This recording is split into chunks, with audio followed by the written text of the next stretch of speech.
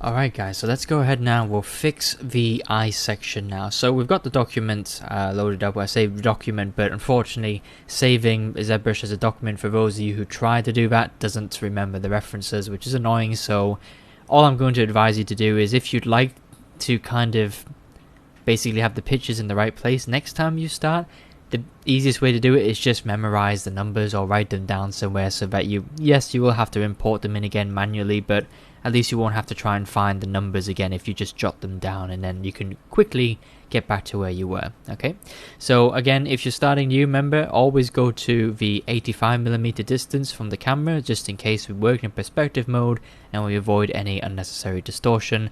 I know I keep drilling it home, but it's always a very important factor just to remind ourselves of. But it's irrelevant at the moment because we're back in orthographic mode. And the reason for that being is because before we do anything with the eyes or anything like that, yes, I think having the neck be this thin is ridiculous. And I'm sorry that I didn't address it earlier, but I kind of have a good way of just ignoring things that aren't really pertinent at the time. So let's go ahead and we'll do the neck adjustment now. So we need to use these references in the back just one final time, but we probably will just bring them back again later in the future. But bring it down to the lower subdivision level so it makes the movement a bit easier. Move our references out the way first of all, and we're just going to use, well, any of the move tools. I'm going to stick with topological just because it's always a little bit cleaner, and all I'm going to do here is just mask off the jaw area because I'm not interested in affecting the face. I'm just interested in affecting the neck, affecting the neck. Okay, so just make sure all the area that we've been working on is properly masked off. Don't have to worry about the teeth because that's a different subtool entirely. And let's go ahead and just make sure before you do anything that local symmetry is on, and hit that X key to apply local symmetry, even though at this point in time it looks a little bit lopsided. But basically we're just going to drag from the very tops here, almost on the sides here, just drag them out a bit more so it's a bit more spacious. Okay, and just going to drag them out a bit. So at this point in time here, the neck is obviously off center. Okay, now you could follow the reference, I guess, behind. You could angle it, but I want to keep it as symmetrical as possible for the longest time, just because it's going to make any changes we make in the future a little bit easier to deal with. So let's just go ahead now, and I'm just going to make a few little choices here. I'm going to try and ballpark this reference here. So you can see the neck gets a bit wider there as it kind of stretches out. So I'm just going to try and replicate that best I can, just a bit wider there, something like that. But I'm not going to go any further than that. I might bring that up a little bit. Okay, it's in danger of looking too big. And then of course here at the back it just needs a bit of pulling back from the back a bit, and you can smooth that out to get the curvature back in, and obviously smooth this out as well because we're just kind of pushing and pulling at the mesh here. It's not a very clean way of doing it, but it's a way of stopping the neck from looking a bit too crazy. In fact, maybe it's a bit too wide now. Okay, but I just wanted to show you that in case the neck was bothering you. It was bothering me a little bit, but at least we've sorted it now.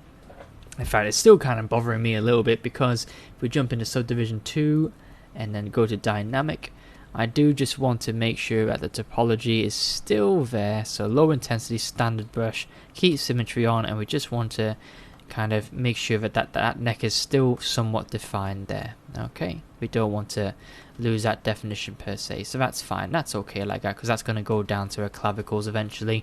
But with our character's costume, of course, you're not even going to see anything below this line generally. Okay, so it doesn't really matter, but it helps us figure it out at this point in time, so that's good. Okay, so that's what the references are there for. So now we're going to say bye bye to those references, so let's go ahead and we'll get rid of the floor, which gets rid of references as well.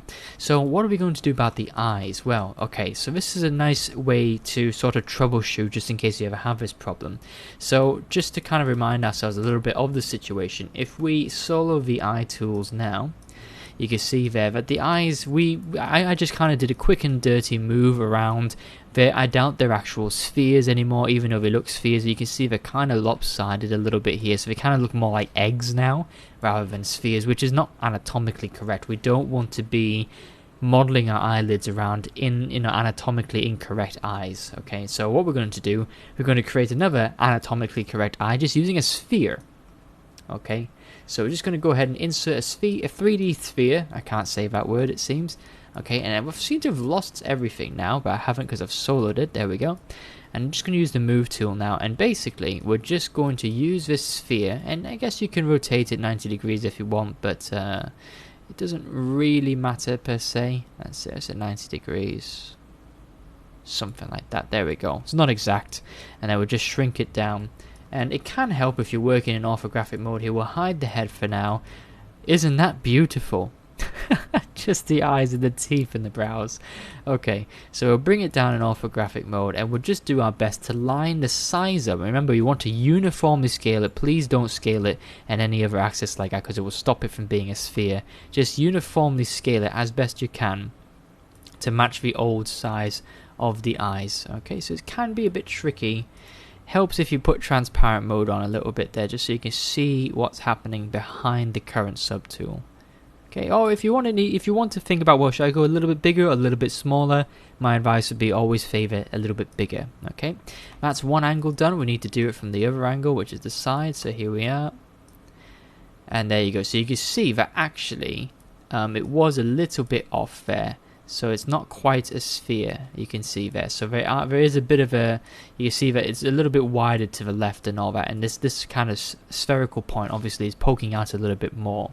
And really our eyes, kind of lenses do poke out a little bit more. If I was to just quickly demonstrate that, the shape is roughly, if I'm pulling from there, it's roughly something like that. Okay, that is probably what the eye sort of more or less looks like. Okay, it's not fantastic if it's not anatomically correct, so I prefer to keep it a sphere. Well, yeah, I suppose we can keep it like that. It's not too bad. It's fine.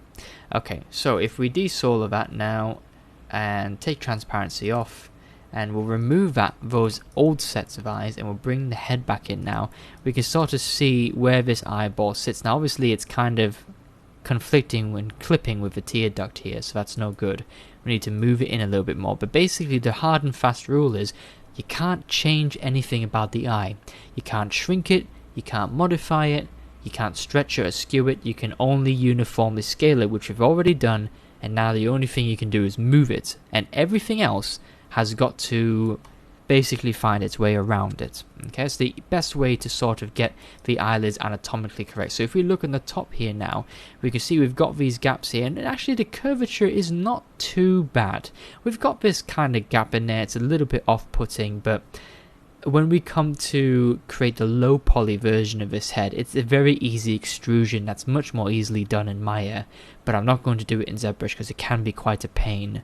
So we're just going to do that in Maya later on, so don't worry about it. What we are looking at here is the curvature and whether or not it follows the eyeball shape. Of course, that's only half the battle. We now need to bring the old eye back, and we need to duplicate the new eye, and we've got to put it over the old one. Okay, roughly in place there. Okay, and now a nice little tip here is I would sort of immediately merge these two new eyes together, because what we're going to do now is we're going to use the wireframe to help us kind of picture where the eyes are. If we turn on the wireframe, we can sort of see what the gaze looks like. Okay, so she's kind of staring directly into our soul, and just what I like to do a little bit, not too much, is just generally just move the eyes up a little bit. Just a little bit, so she's kind of looking ahead. She's not kind of looking down or dead center. It's a bit more natural when the eyes are looking slightly up. Okay, you can sort of see that here in the reference as well. She's kind of looking slightly up, and there she's looking a little bit down, you see, but here she's kind of looking directly up at the camera. Okay, so those eyes look pretty good there. We're not bothered about the size of the iris. That's not the goal here. We're just concerned about the shape. So now that we've got new eyeballs, we can rename these. We'll rename them, let's name them new eyes, because that's what they are. Okay, and we're going to go to our head or face, whatever you'd like to call it. We can jump out of orthographic mode now, and now we can spend time. We'll take the poly frame off, and I do recommend you do this in the lowest subdivision just to make life a bit easier, and we are going to use the move tool. Now the upper eyelids are the ones that are in contention mainly at the moment. The bottom eyelids or the lower eyelids are more or less okay, but we're going to focus and take symmetry off of this because either side will be different, and just kind of check here to make sure that the trajectory of the eyelids are okay. So you can see for the most part it's alright. I'm just going to bring it forward a little bit, But here where it starts to get to the tear duct is when it starts to get a little bit off course. Okay, so I'm just going to clean up the mask there a bit, and I'm just going to, so with a rather large brush, just sort of bring that a little bit in, just a slight touch there. Okay, now obviously that's not completely encompassing of the eye itself. Okay, it's still got a little gap there, but remember what I said earlier where we'll just extrude that. That's not a big issue at all. Okay, so there we go. We just got to do the same for the other side now. Okay, so more or less it's okay. Just bring a bit out there, and just the same here. I'm just going to tuck that in a little bit. Okay, just a little bit. What we don't want to do is do this and have it touch the eyeball, because you can see that's not correct. Okay, just a little bit, and that's fine. Now we know that the eyes are the correct shape. Okay, so the eyelids are in the correct shape now. So now that they're in the correct shape, I say that, but I need to check the bottom. So the bottom could do with just being pushed in just ever so slightly. Okay, so now that the eyelids are in the correct places and everything like that, we've got it working, we can start to make a bit more of a general kind of tweak here. So if we look from the side here, let's get our side views back, and let's see if we can't spy how far the eyelids are in, so the kind of tear ducts are in, sorry. So the tear ducts there, if we're looking directly from the side, we cannot see them at all, which is true here, but I think we can still stand to push the tear duct in just a slight amount.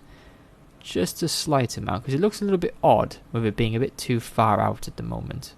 Okay, but you can see there for the most part that's pretty much in line with what we can see there as well, and bearing in mind that there's going to be some angle distortion. You can also see here as well, if you look at the shadows, you can see there that there is she has got quite a curve there, so we could actually push this in a bit more to reflect that.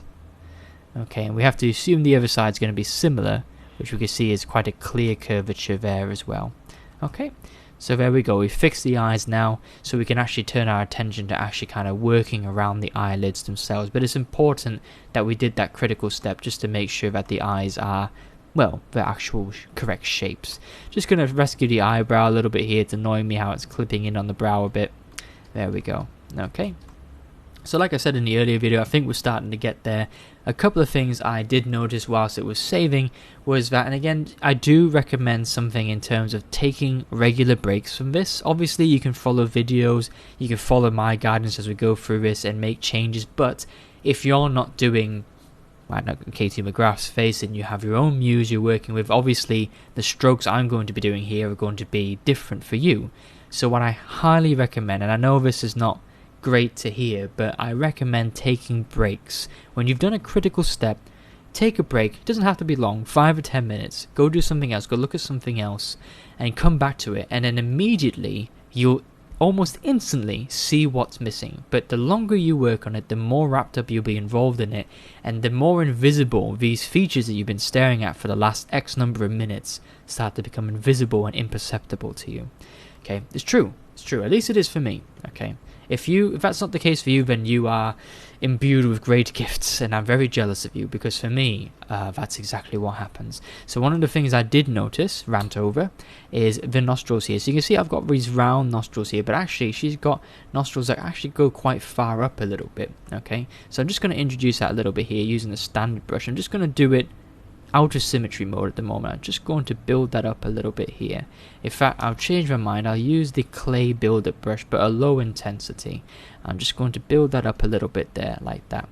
Okay, not too much, just to create a bit of there. Okay, just to stop it looking too roundish. You don't really want to get rid of that curvature all too much, but you do want to stop it from looking as round as it was previously.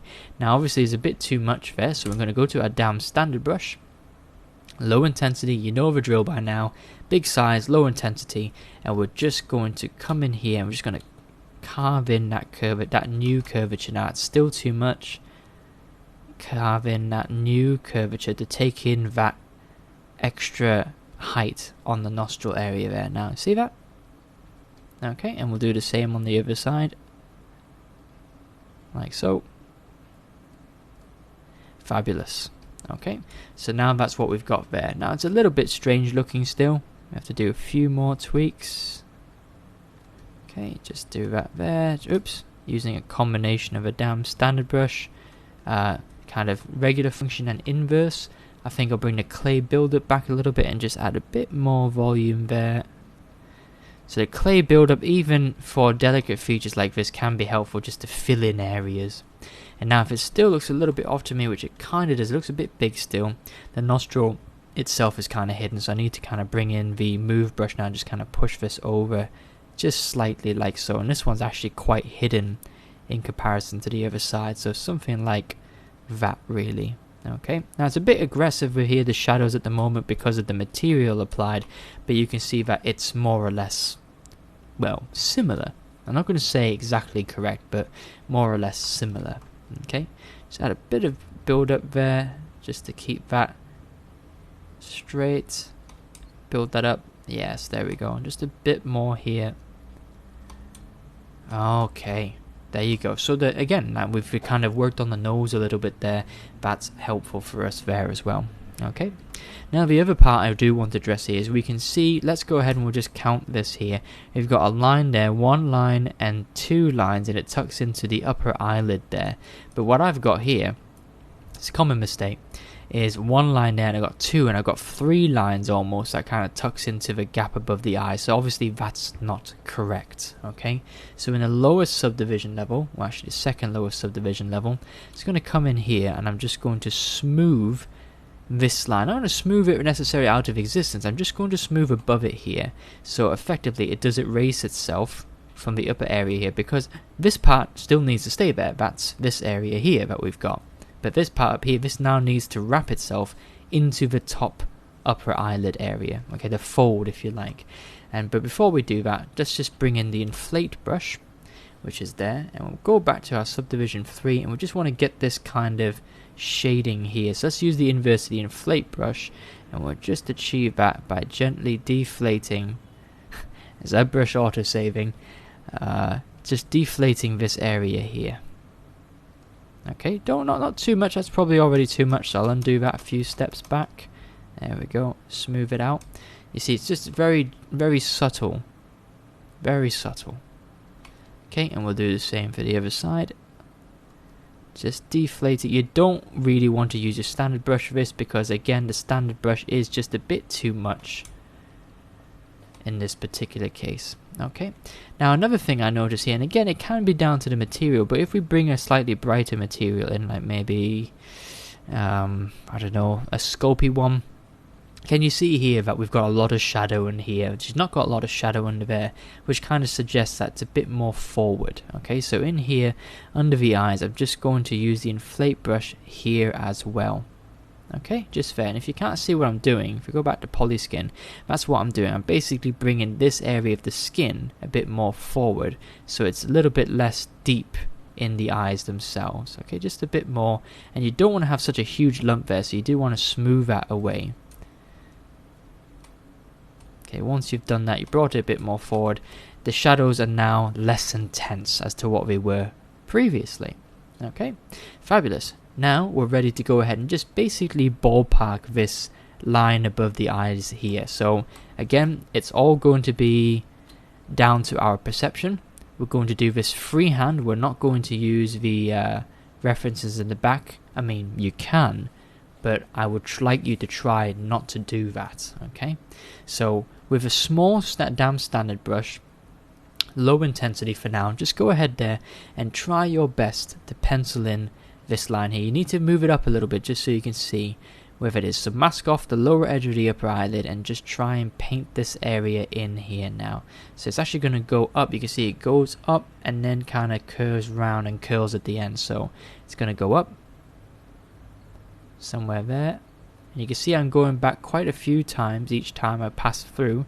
And I'm going to come a little bit flatter now, start to plateau a bit, but angle myself down lower and lower and lower and lower, curl round, lower and lower and lower, and I'm going to end round there. Okay, now this is something that commonly happens, but what I've done here, if I remove the mask, it's too high, because the mask can deceive you in terms of how high something is, but not everything's too high. Okay, so from this now you can see maybe where you've gone wrong a little bit. Okay, so let's just go take that back a bit. We'll take that back a few steps. So from here, just going to remember, try to stay a little bit lower this time. So go up higher and then curl over. This part wasn't too bad for me personally, and then now I want to stay quite close to that mask area. Okay, so let's just stay closer and closer and closer, and then we'll curl it at the end. Okay. Right, let's get rid of the mask. Let's see what we've got. Haven't quite got the shape there. If you haven't got the shape, use your pinch tool. Okay, your pinch tool will kind of help you edit that shape there. Okay, so unfortunately we have to mask that area off again, just because it's difficult to do this when that's pulling on the same area. I'm just going to go up here and then flatten out there, and then get thinner and thinner and thinner and thinner, and then we're going to curl around at the end. Okay. Right, one more thing we've got to do. Eyelids are not this sausage-like, they're actually quite flat, so you probably already know what's coming, but we have to, let's just rotate around there, get rid of the mask that we've got. We'll just mask off the upper part of this area, because we want to keep that line there.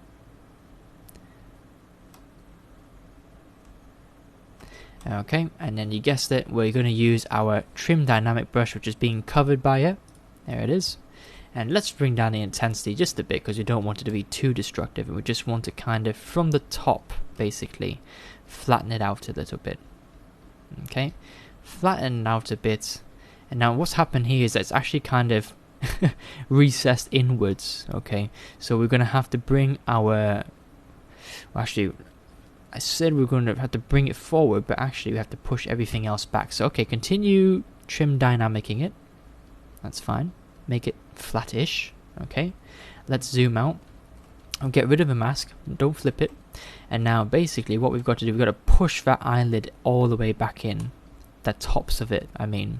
Okay, so we'll just mask off the bottom edge there, just try and get the edge, soften that mask, and now grab your favorite standard brush, low intensity but big size, and we're just going to use the inverse and push that back. Push that back.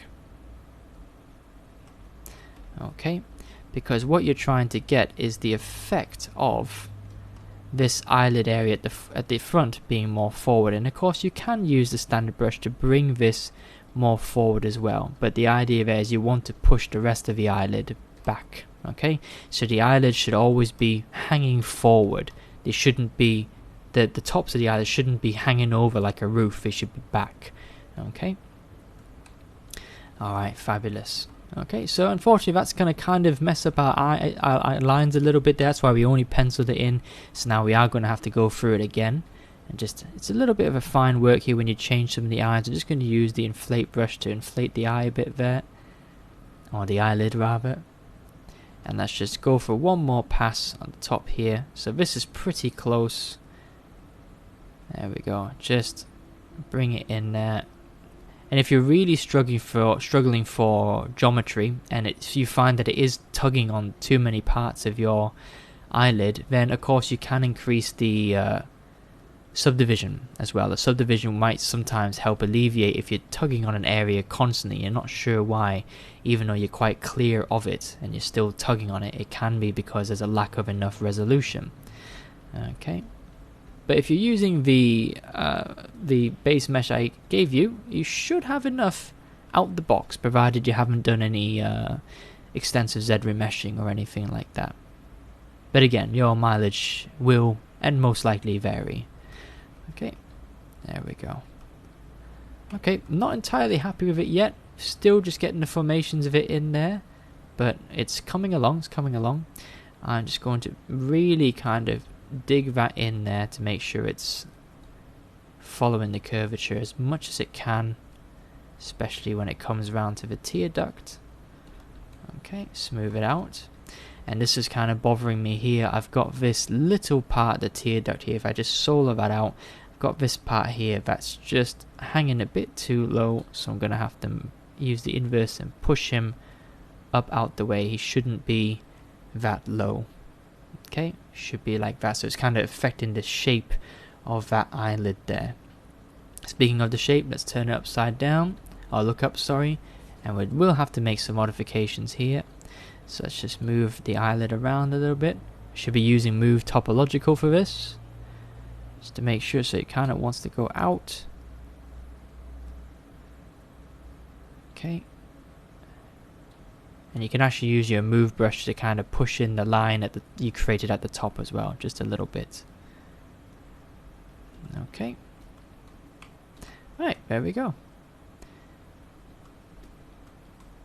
Now, if you'd like to, you can go back to orthographic mode and you can see how did you do? How did you fare against the actual background there? And we can see that I didn't do too bad a job. Wasn't bad. It was okay.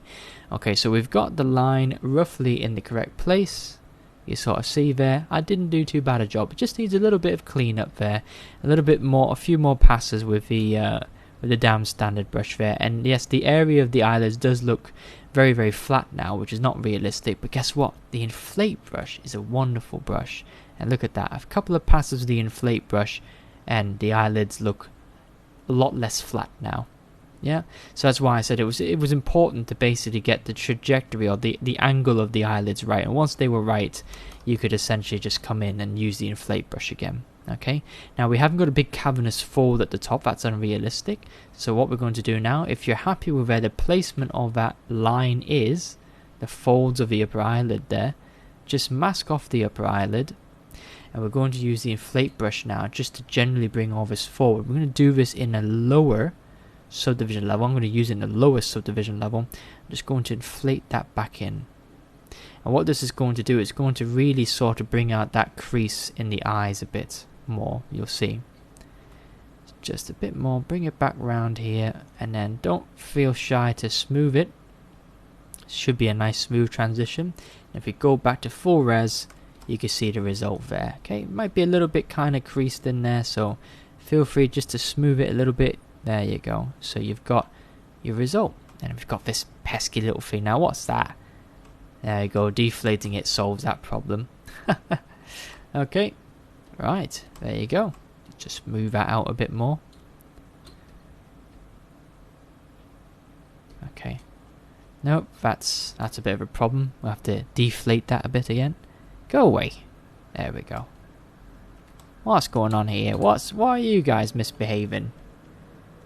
Okay, right. So, okay, I tell you what, I don't want to make this video too long, so I'm going to end this video here, but hopefully you can see what I was getting at there. The eyes can be a very tricky thing to get right, okay?